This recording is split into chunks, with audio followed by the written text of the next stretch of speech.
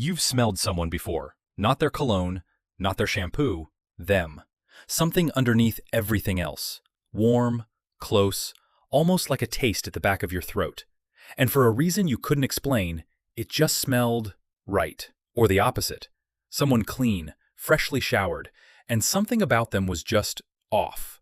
Nothing you could point to. Just a feeling in your nose that wouldn't go away. That wasn't random. Your nose was reading their genes. You carry the same signal right now, on your skin. So where did it go? Think about ancient humans for a second. No soap, no deodorant, no daily showers. Sleeping in tight quarters, wearing animal hides, pressed up against each other for warmth. You can almost smell it from here. It's the kind of assumption that doesn't even need arguing.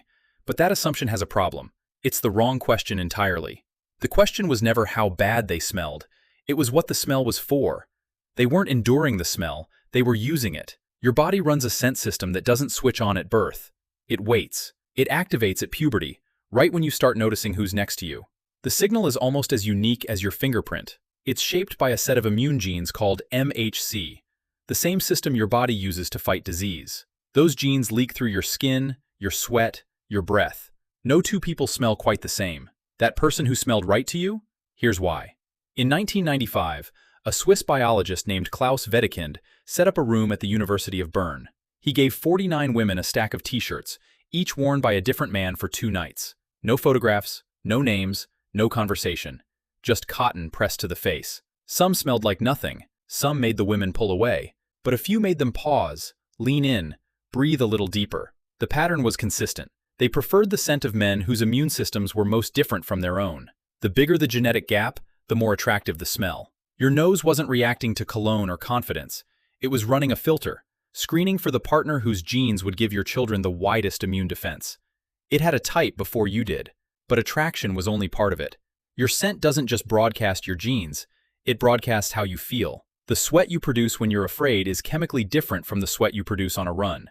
People near you can pick up on it, without realizing they're doing it. Your fear reaches them through their nose. In 1983, a researcher named Porter gave new mothers a row of tiny shirts, each worn by a different newborn. One by one, they held each one up and breathed in. They'd spent just 6 hours with their own baby. They already knew which one was theirs, by smell alone. Smell wasn't just for mating, it was for belonging. Ancient civilizations understood this. Walk into an Egyptian banquet 3,000 years ago. The air is thick with myrrh and lotus. Before you sit down, a servant rubs scented oil into your skin, your neck, your arms, your wrists. Slow, deliberate, layer by layer. They're not trying to erase your scent. They're decorating it. An addition, not a replacement. In Rome, your fragrance told people exactly where you stood. The wealthy rubbed themselves with imported resins and exotic spices from the far edges of the empire. Everyone else used local flowers and plain olive oil. Emperor Tiberius once stood before the Senate and complained about how much the empire was spending on aromatics alone. For thousands of years, humans shaped their scent, adorned it, made it part of ceremony, status, identity. But nobody, in any culture, in any era, ever expected it to disappear entirely. Perfume wasn't a fix, it was a layer. So when did we decide the smell itself had to go? In 1888, the first commercial deodorant hit the shelves. It was called Mum. Almost nobody bought it, because nobody believed they had a problem.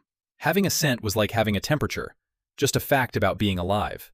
Then in 1919, a brand called Odorono placed a full-page ad in Ladies' Home Journal.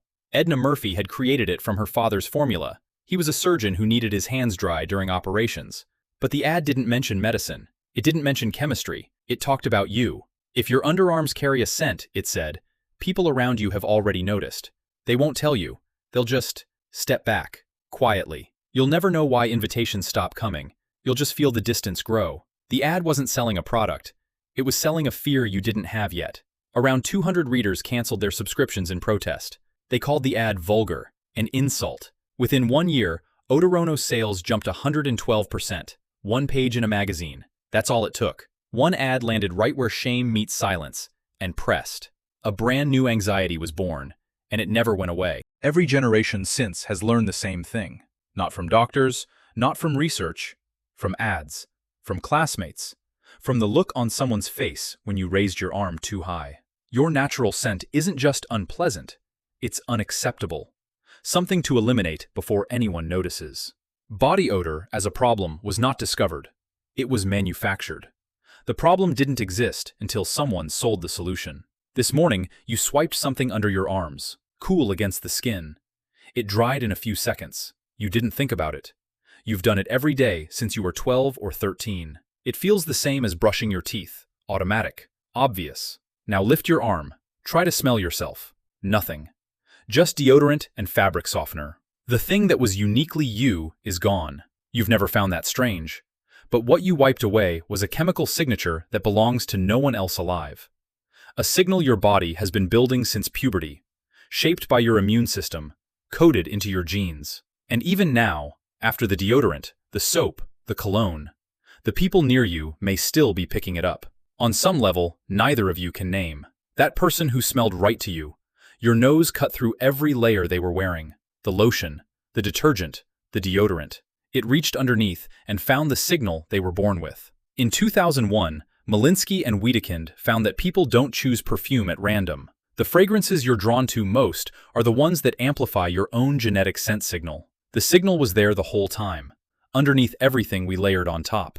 We thought we were erasing the broadcast. Turns out, we chose a louder speaker.